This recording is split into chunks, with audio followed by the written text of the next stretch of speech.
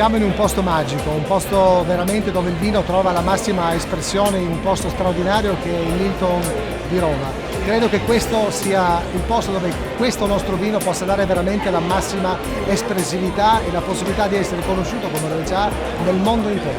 Il Friulano è uno dei vitigni più importanti d'Italia perché ha delle caratteristiche organolettiche estremamente particolari ed è un vitigno che è in grado di catturare, come pochissimi altri al mondo, le caratteristiche di un territorio, e parliamo di un territorio di assoluta eccellenza.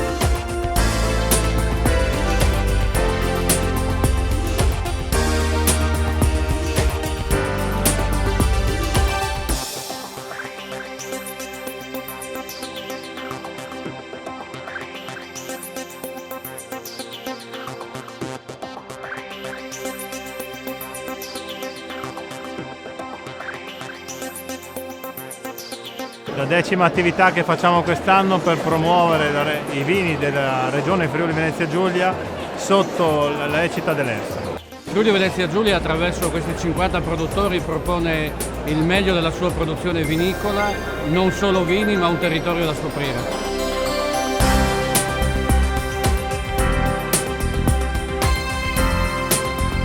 Abbiamo portato queste aziende proprio a rappresentanza del Friuli Venezia Giulia enologico, perché ognuna di esse con il loro prodotto rappresenta proprio la peculiarità e il meglio che il Friuli Venezia Giulia possa esprimere in questa grande realtà che è Roma.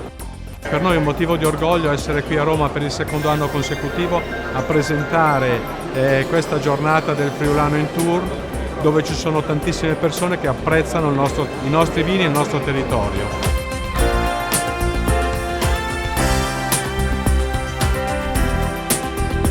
Certamente che è esportabile in tutto il mondo, Il problema è che io vorrei che questo vino, che per me è tra i primissimi vini d'Italia, il vino del Friuli è tra le primissime regioni d'Italia, deve essere fatto conoscere da tutta l'Italia.